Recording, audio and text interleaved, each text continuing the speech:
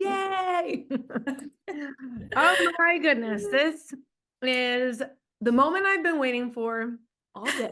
My girl Val is here to talk to us all things really women empowerment and being able to really step into you, owning all sides of you and using that to empower you to take those next steps in your life, whatever they may be. So, Val, I'm so excited to have you here. I know. I can't believe I also get to see you. Oh my gosh, so soon. Yes, so Yeah, soon, so thank soon. goodness. Because otherwise this call would be like such a tease and I'd be like, oh my Oh. gosh, I just want to like squeeze you. And now I actually get to say that I could squeeze you. Yes, So it is still kind of a tease because it's like it's not yet. It's I almost, know. but it's not yet. It's a good like precursor. We can like get the energy worked up. And then when I like aggressively attack you, no That's one's gonna right. be Me shocked. too. Yes, knock you over when I see you. Yeah. Yeah. No, No doubt about it. Like physical touch is my love, love love language. it. I love it. I'm all here for it. So, Val, Hmm. we're gonna, like I said, we're gonna talk all things empowering ourselves and really being able to tap into ultimately being able to amplify our voices and really speak our truth and go after those things that are on our heart. So I'd love for you to start us off by sharing with the listeners and the viewers how you really decided that this was like your thing that you really wanted to help women tackle, right? I know you have your own story to share and how you've been really living this yourself. So I'd love for you to share, how this has looked for you, how you've been evolving, over time. And then really when you decided that like, holy crap, I can help other women do this too. Yeah, it's always so humbling when people are like, "So tell your story." 'Cause it's like, you mean what? Um, what story? And actually, that like lends like right into it because I would say that I was always the girl who didn't think she had a story. I feel like I grew up just in your kind of traditional like upbringing environment. I wouldn't say that there was anything horrible or terrible about it. I mean, it was pretty controlling and strict and a lot of there's stuff there, right? Sure. But I just didn't feel like I had like really this huge big like earth-shattering story to tell. But of course, as we know, like that's just not true, and it took a long time to kind of understand like where that would lead. And I also just feel like in a way it's always unraveling. Like I think our purpose doesn't have to be this like linear path. And sometimes we get stuck on this thing of like, what's my purpose? What's my purpose? And we feel like once we hit it, then all is going to be great. And I think that this can be like this evolutionary journey. And your purpose gets to change throughout life. So, anyways, I feel like I've kind of, taken this path and eventually have figured out that the people who were the most influential for me when I was in some really dark moments were women who stepped into their own voice. And again, I think that's it's like this unraveling. Like I don't think you step into your own voice and you just hit the top of the peak and you're done. I Yeah. think you continue to evolve and you're like unraveling in this really beautiful way, hopefully throughout your entire life. But just the willingness to be able to like I don't know, get to know yourself more deeply and more authentically and be able to share that is really like the essence of a true self-led leader. Um, so, over the course of different things, just kind of growing up, like I say, in that traditional sense and feeling like I was pursuing the all American dream, which is like go get married and have kids and like do that and go to college. And I took all of those steps. I got married. I'm actually divorced, right? And so eventually found myself where I was so frustrated. Like I was coming home from work and just exhausted with myself. I was drinking too much as a coping mechanism. I was acting out in a lot of different ways that were not like, that were all external, like grasping, grasping, grasping, grasping. And eventually it was Jen Sincero's book, You Are a Badass. And if you've ever read that, like that was kind of one of my turning points and getting back into like, oh, there's more for me here than just this path of like working in corporate, putting in the time, doing the thing that everyone thinks you're supposed to do. And so that's kind of what started to change the game for me. That's incredible. I love that. And I also love that you shared too, there is never an end point in our evolution and in the process of us getting to know and understand ourselves. I mean, Yeah. I would like to believe that up until the time that we pass from this earth, that like we're going to still be learning new things on a daily basis about ourselves, and Right. our thoughts and beliefs and views about things are going to change over time, and that is the beauty of being a human. So I Right. love that you tapped into that too, that it's not just like a, go from zero to hero and hey, I've quote unquote made it. And now, I'm just this, I'm at the top of the hill, like you said. No, there's always these ebbs and flows throughout our life. And I think that's also, the beauty of the human experience, that we get Right.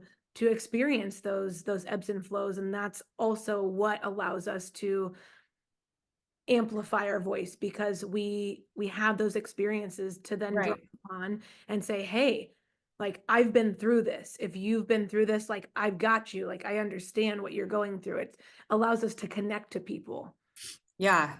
And I think to add to that, it's like to kind of let ourselves off this hook, because especially as women, especially as ambitious women, right? Like those are the women who tend to like hold ourselves, Mhm. and honestly, like good for you, girl, because you're like holding yourself to a really high standard, but you're also like holding all of your energy to this high standard. You're holding all of your whatever past to a high standard. And sometimes it's not a real standard, and it's not the standard that like is meant for you. And so I think at times we're holding ourselves to other people's standards, and really we need to kind of just like breathe for a minute, because maybe it's the thing that you had to go through to now like talk to other people about, right? I mean, maybe I've been through divorce and all different kinds of relationship scenarios, and so I feel like maybe there's a unique qualification there that I can actually talk to women about what they're going through if they've been through a abusive situation, if they're trying to like figure themselves out and they feel like they're outgrowing something, right? Or even through career, like I'm trying to, step into my authentic leadership, but I'm afraid to do that.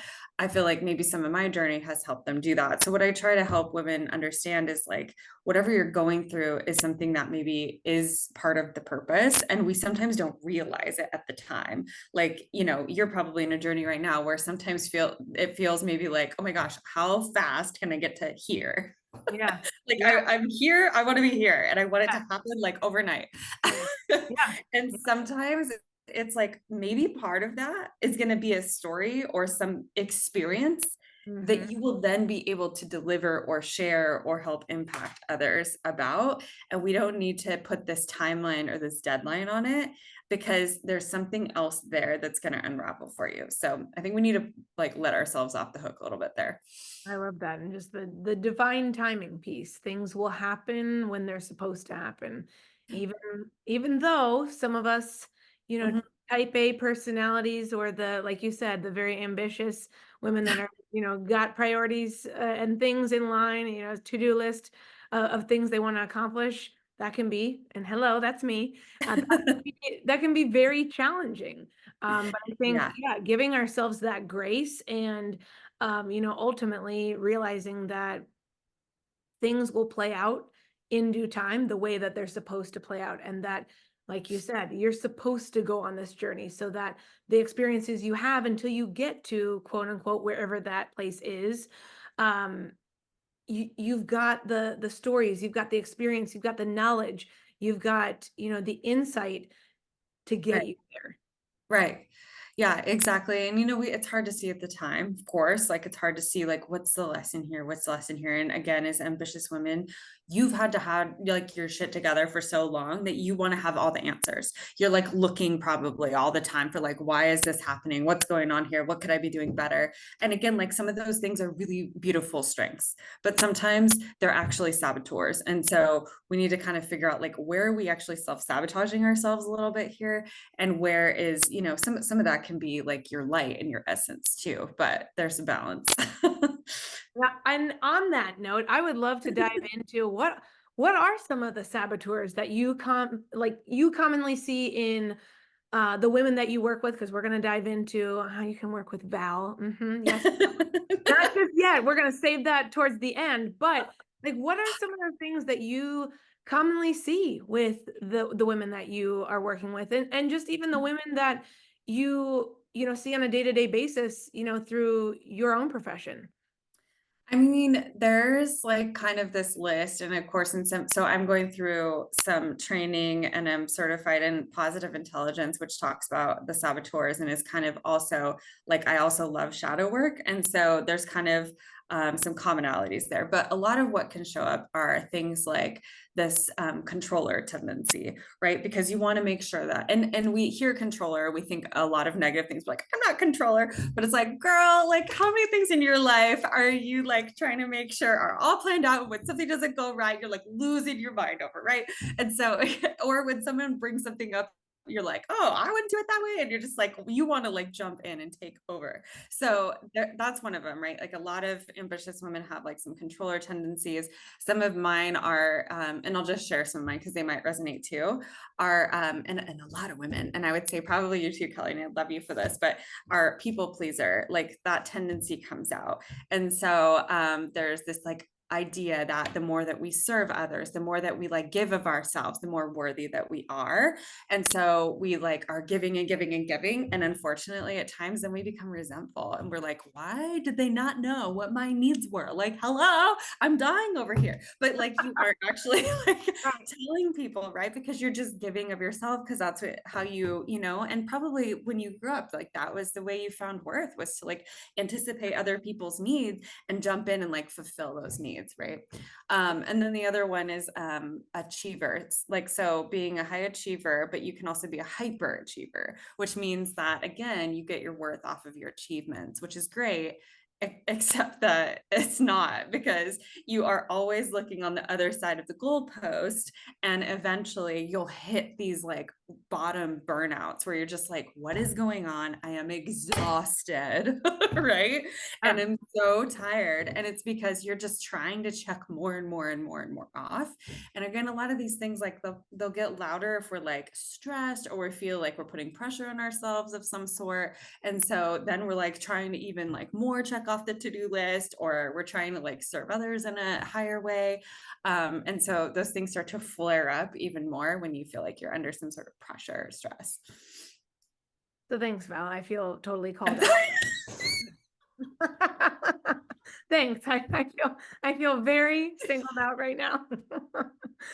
No, but in the best way. I feel like I'm I don't want to say in the recovery process of this, but kind of, because I felt a lot of the ways that you just described, you know, in the past year, and I'm realizing that, to your point, that does me no good to constantly be checking the boxes off, because yes, then I got to a point where I was like, I got no more energy to give. Here I am. I'm like I felt like a shell of myself, and it was just, yeah, Yeah. I had to take a breather and reassess my priorities, and reassess like, what does rest look like for me? You know, rest is not just taking, you know, a quick walk and then coming back and continuing to work. Rest sometimes is taking a whole damn day or a whole week of not working on certain things, you know? Yeah. Yeah. So Which I, can feel uncomfortable, it right? always sure can. Yeah, it sure can. Yeah, especially when you're used to being like, okay, I'm working on 9 different things and I'm used to Yeah, being like high energy, especially if you're very high energy typically. yeah, The rest part feels really challenging, especially at first, very uncomfortable. yes. Yeah. I feel But that. the thing I will commend you on though is the fact that you notice it. So like obviously that's the first step, is just to identifying some of these things. And it's hard because you do have to look in that mirror and be like when I first realized one of my top saboteurs is being restless, which means that instead of dealing with something, I'm going to jump to like all the other fun things, or I have like a billion tabs open and I'm going to like start something, then we'll go on to something else, and I'm going to get up and get some more water because I need more water. water all of a sudden. So it's just, but that like keeps you from actually being focused. And sometimes it keeps you also from being really intentional in your relationship because you're not spending time here, right? Like you're jumping like, oh yeah, and then you move on because you don't want to have the hard conversation or whatever. And so that's something that I've had to call myself out on. And it's challenging. It's uncomfortable. And when I first noticed that, like, oh, this is one of my top things, that is one of my like shadows, one of my saboteurs, my partner now looked at me and he was like, you're just now realizing. It was like very, it's very apparent to our other, sometimes the people that we're closest to, but to ourselves, we're like, oh, I just think I'm like operating the way I'm always operating. Yeah. But putting an identification behind that and actually being able to like call it something reduces its power for us. And that's the whole idea, is to like, okay, how can we like identify it and how can we reduce the power? And then we can start to work with it differently.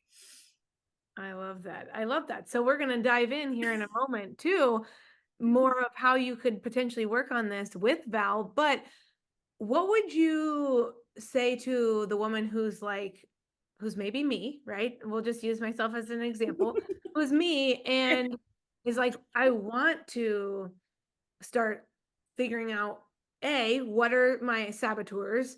And B, how do I start working through those? Like, what would you say to the woman that is like, okay, I'm ready to go on this journey to empower myself and to really uncover what's underneath and to bring that to the forefront? Yes, I know that's going to be scary and daunting at times, but I know that in the end of this, like towards, when I get to the other side of seeing the stuff that I'm currently shoving down, like I'll be a better person for it. What would you say to that woman who's like, Mm. yeah, where do I start?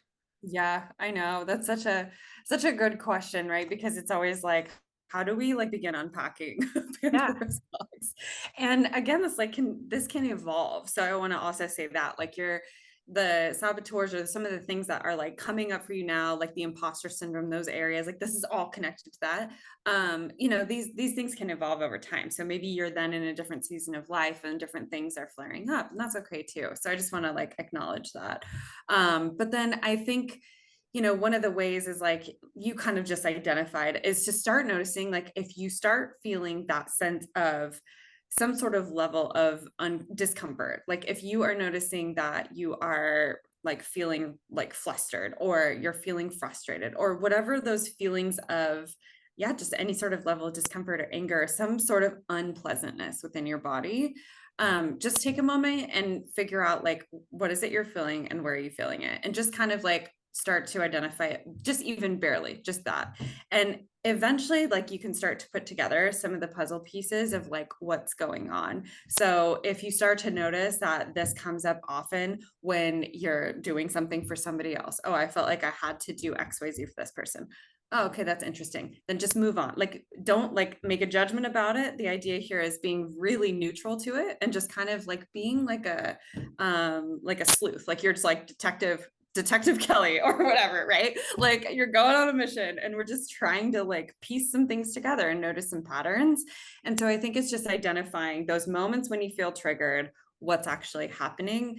And usually then we can start to drill down, or you can take, time to drill even deeper and figure out like, what was going on there? Okay, this was happening. That's interesting. And we can piece together this like puzzle a little bit better and figure out some of those top things that are kind of like blockers, or just giving you that trigger reaction, right? And it's not bad that they're giving you the trigger. So I think sometimes this idea of like the things that are showing up, we want to like minimize them, like shove them aside and just like hate on them a little bit. And I don't subscribe to that philosophy. I believe that we want to kind of take some of our darkness and actually like bring it and invite it into the passenger seat. So they're not the ones driving the car. They're not like controlling the radio. They're not controlling the steering, like none of that. They're coming along for the ride with us, but they're part of the journey and they're part of what got you here, right? Like, so in a way, like some of these things can be your gift, they can be your edge, but we just have to take some of that like control away, and then we can neutralize some of the response from our nervous system differently. So again, I think it's more like that observation, like being that like observer, like you're going on this like mission and starting to identify some of those moments. And then, of course, you can like work with me. I do have um, assessment that I can give people, and we like walk through some of the top saboteurs and start to uncover some of like where that comes from, right? Because we all have stories about where all these things come from, which is so interesting to make sense of it. But once you like, have you had those assessments where you feel like somebody just made sense of your whole life and you're just like, Wow. Well, that explains a whole like lot. what? Like I've that makes been so going, much sense. I've Yeah. been going how many years without knowing this knowledge? Yeah. Yeah. So I feel like it's one of those things where hopefully you get a little more insight. And you know, whether people like personality assessments or not, or any other assessment, whether it's like astrology or any other type of thing that helps you with your own self-awareness, whatever it is that gives you just a little more insight is super helpful for you to take away as a tool. And so that's kind of what we do. And it's not a personality assessment, by the way, but like still just like any tool that somebody can give you to help you just like have that little moment of aha helps you like put the pieces together of why and like where it came from. And then you again, you like release some of the pressure off of yourself. I So love them. I've got so many thoughts. The first one is related to the assessment. And I mean, I love those types of assessments because for me, I've done so many of them that like I am to the point where I take what resonates and the rest I let go, right? Like I think there are a lot of people that still try to be like the black and white, like it's either all or nothing. Like I either am that or I'm not. And like I guess I'm too evolved enough of a human being that I'm like, I know that, I know myself ultimately best. And any information that I can gather from, extra mhm. things, extra tests and whatnot, can only enhance my understanding and allow me to connect more to what I already know to be true about myself and just like, I guess, validate more of, who I am and how I operate and how I, can best conduct myself in Yeah. different situations. So I love Right. And that. And the yeah. other thing I was going to share too was I just love the analogy too of like, it's in the car with us, but it doesn't like it's not driving us to our destination. I love that. Just having um that vision in my mind really helps. And also to your point, like you said, um, which was oh now I forgot it. I had it on the tip of my tongue, but you had said gosh, what was I gonna say? I said a lot, to Went be in fair. and went out. Like, I went on a real Yeah, it like was in ramble. and out. Let me think of what it was. Well, I Um, can add some yeah, things while you no, think add, about add. And then I'll think of it and then I'll tell you. what I was gonna say is like this is something that is universal. So, you know, self-sabotage, imposter syndrome, all of that. It literally like there's not somebody on the planet that this hasn't applied to. And it can be the most evolved, like master of them all, but that's because like they at some point were dealing with this and probably still have like little levels of it, right? Like it's just because you've kind of evolved doesn't mean you don't have these moments of dealing with whatever's in your past. So that's what I love about this work too, is it's literally like non-exclusive. It's all encompassing and it applies to all different layers of leadership too. I will just tell you that the most like the highest level of CEOs, like not that it matters, but I think sometimes we put these people on this huge pedestal and there's always this work to be done. Like always their leadership evolves back to how connected they are in relationships, where they feel like they're not giving and serving and why they're feeling blocked, and like how can we work through some of that so that they can make sure that they're a whole human. Like we know, this is why we know that, you know, celebrities, when we're like, oh my gosh, they had it all, or like certain famous people, and then, you know, we hear of horrible things happening, like, oh my gosh, how did we not know that person was dealing with all of this? It's proving the point that we all are dealing with something, and that getting to certain levels of success or whatever we deem worthy is not the recipe for internal fulfillment. I love that. Not to go dark, but Oh, I I want people to feel like, you yeah, know, you don't have to, like, we want to do the inner work, of course, and that's what's going to yield like your outward success too, but it's really all about like how good are you here. I love that reminder, and I love that, doing this type of work, like you said, can be truly for anyone, the people at the very top, and also those of us like myself who are just, your average run of the mill individual. So I think it's You're not an average run-of-the-mill individual. Huh. Wonder what saboteurs at play here, Kelly. we're gonna have to Yeah. unpack that. That's what we're gonna have to do is unpack that. See, I'm setting you up for coaching me. See, that's part of what this is all about. No, just teasing. I'm excited. Like we could go on a whole We tangent. do. Like for the We next do. few I hours. know part two. Yep, we just take everybody along for the journey and just unpack myself as we go. I know that could actually be really cool. We could both unpack ourselves this That weekend. would be. Hey, Like you know what? We live don't have to hot hold that. seat coaching. back back and forth. Yep. Yeah.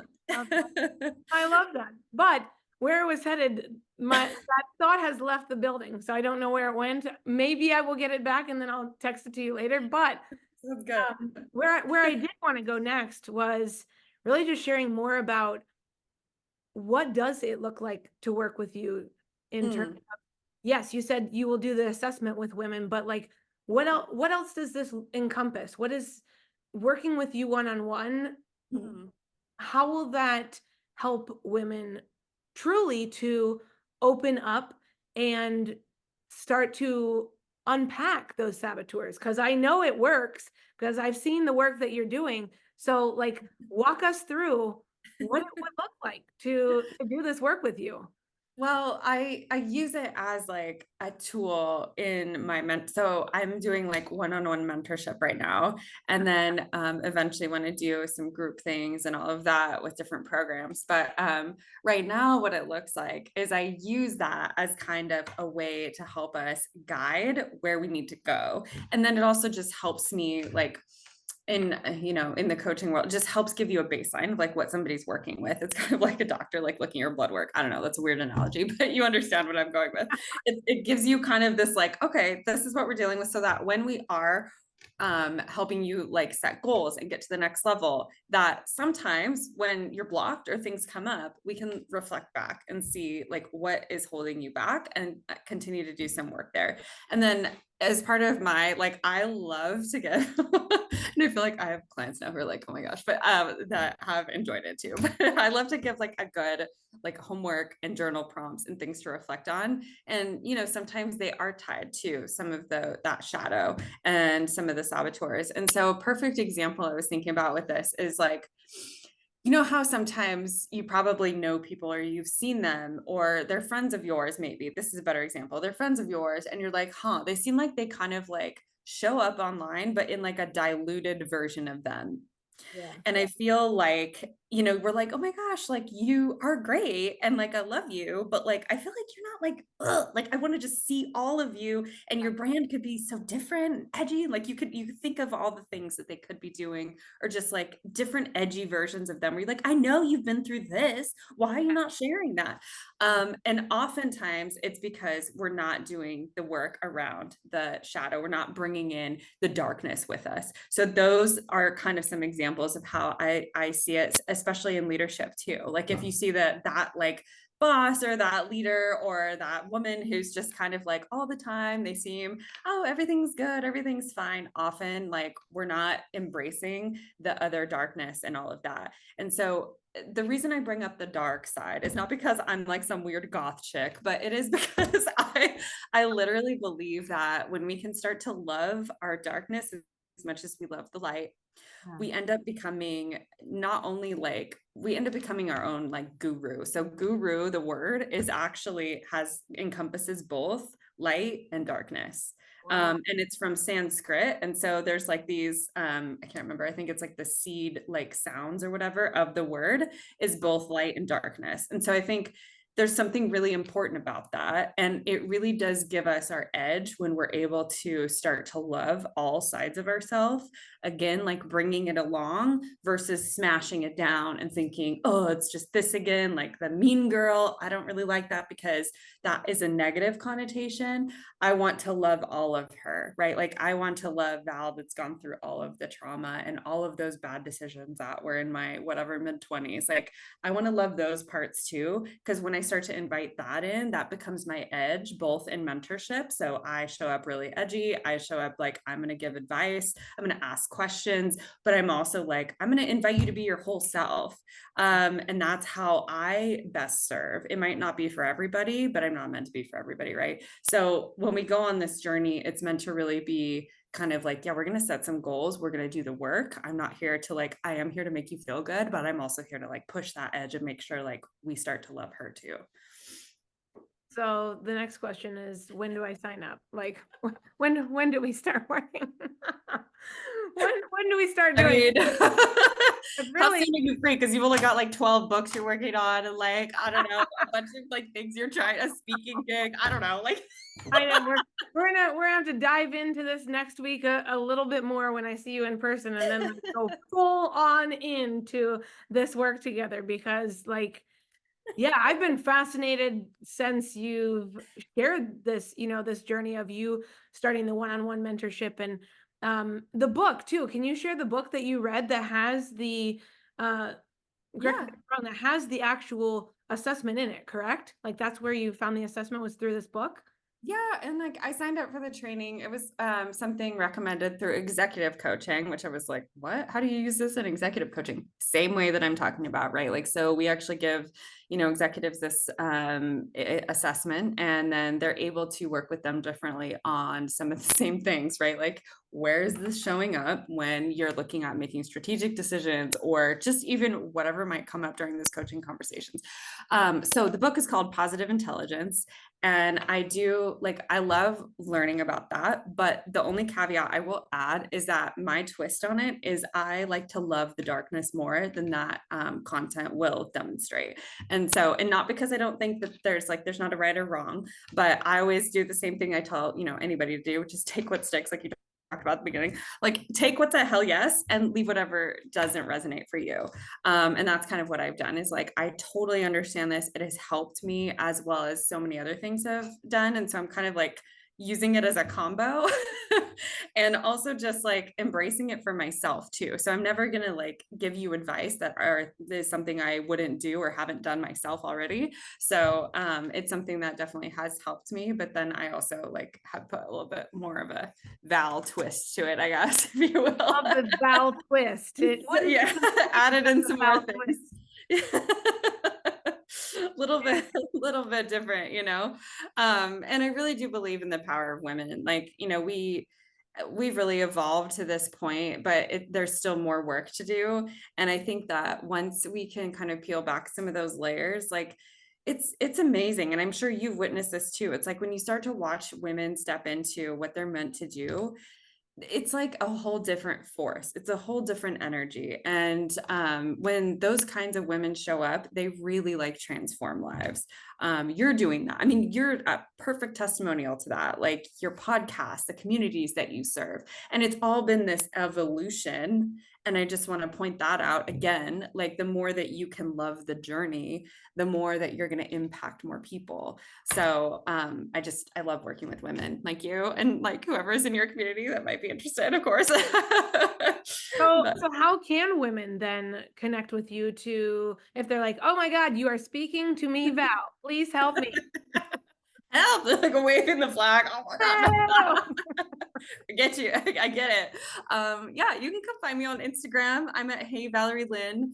So that's kind of where you can grab me right now. You can send me an email. Kelly knows how to get a hold of me too, but I'm there. I'm on LinkedIn, and yeah, I'm excited. I'm also working on like a certification program. So that will be coming to you in the next like month or two. So I'll of course share more information about that. But yeah, I'm excited. It's been a journey, but it's been such a good one. And I'm really grateful for it. It's gonna keep evolving. So I look forward to seeing it all unfold. It is. And I've loved watching you just go through this process and, like I said, evolve. And then like when you shared with me the first time that you were, working on this, like that's the coolest part, is to see someone in their element, in their zone, like truly lit up by what they're doing.